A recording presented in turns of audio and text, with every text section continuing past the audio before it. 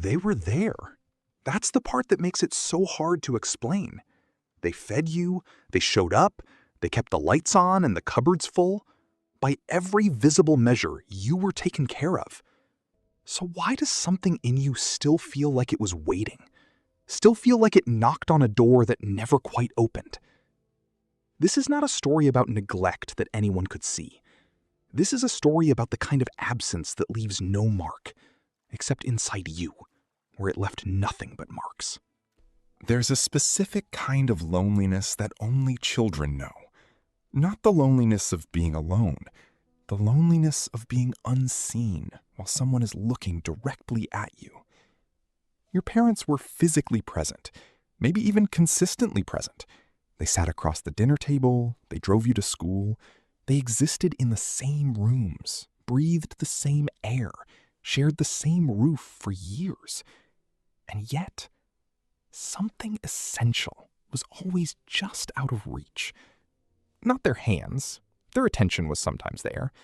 Not their words, they spoke, they instructed, they corrected.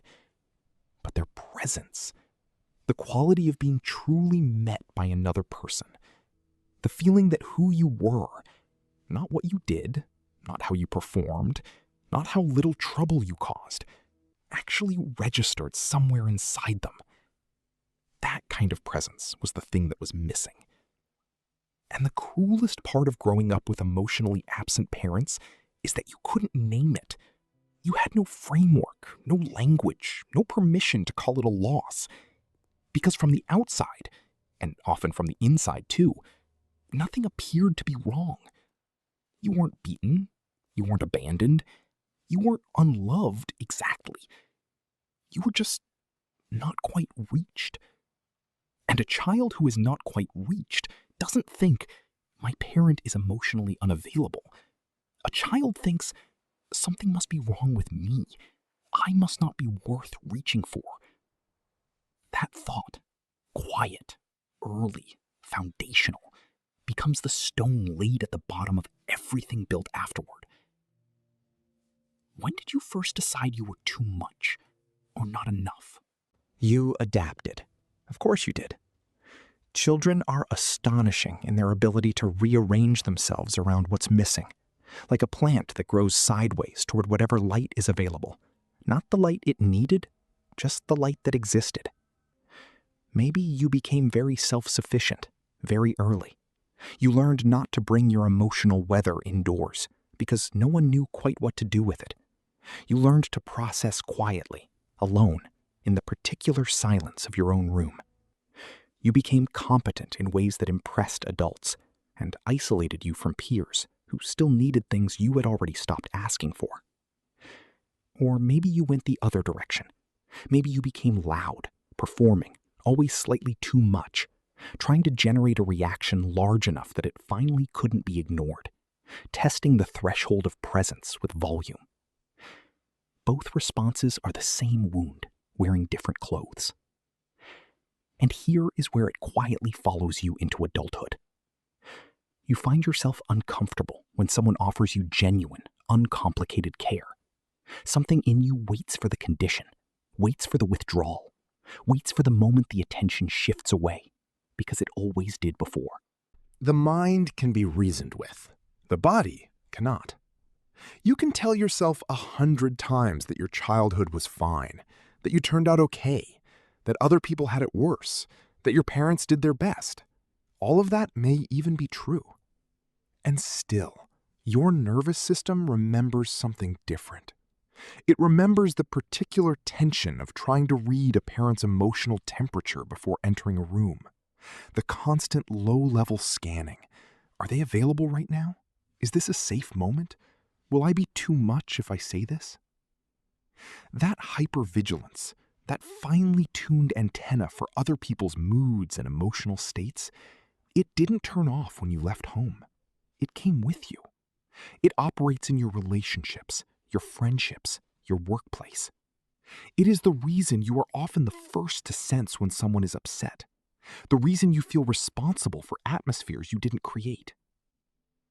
It is also the reason your body sometimes floods with anxiety in moments that are, by any objective measure, completely safe.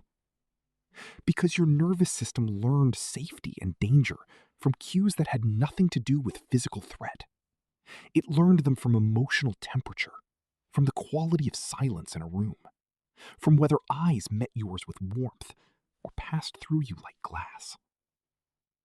Think of it like a compass, calibrated in a place where the magnetic field was slightly off. It has been pointing you in directions ever since, and some of those directions have felt. There usually comes a moment. It doesn't always announce itself as a breakdown or a crisis. Sometimes it's quieter than that. A conversation that goes sideways in a way you can't explain. A relationship that ends and leaves a grief so disproportionate you don't know what to do with it. A therapy session where someone asks a gentle question and something in you that has been held very tightly for a very long time releases. Or maybe it's simpler than that. Maybe it's the moment you watch someone else's parent, a friend's mother, a stranger in a park, look at their child with uncomplicated delight.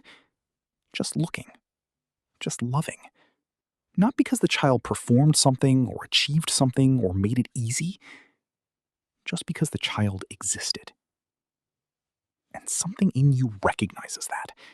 Recognizes it the way you recognize a language you were never taught, but somehow know traces of. And the recognition hurts in a place you can't point to. Because that is what you needed. That is what was missing. Not grand gestures, not perfect parenting. Just the experience of being delighted in. Of mattering not for what you contributed, but for the sheer fact of your presence in the world. That moment, whenever it comes, is not a collapse. It is the first completely honest thing your body has been allowed to say in a very long time. What has been waiting inside you for permission to be said? Here is the paradox that no one prepares you for. When you finally begin to name this, when you finally allow yourself to say, I was not fully met, and that shaped me, and that was a real loss, two things happen at the same time. It hurts more, and it also somehow hurts less.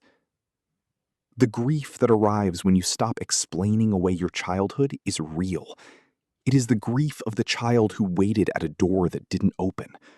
The grief of realizing that some of the longing you have carried into your adult relationships, the hunger to be truly known, truly seen, was never really about those relationships at all. It began much earlier, in a quieter place.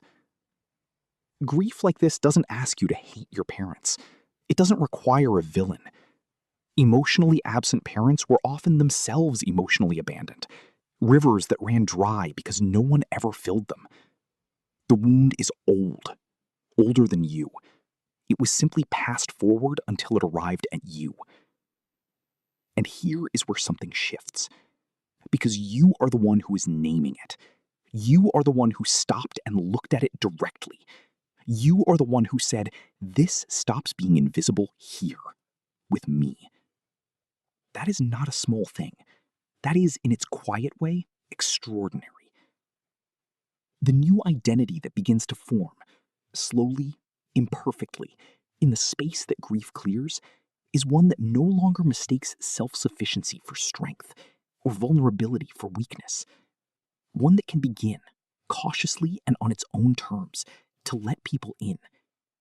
Not because the wound is gone, but because you finally understand where it came from. And understanding, even when it arrives late,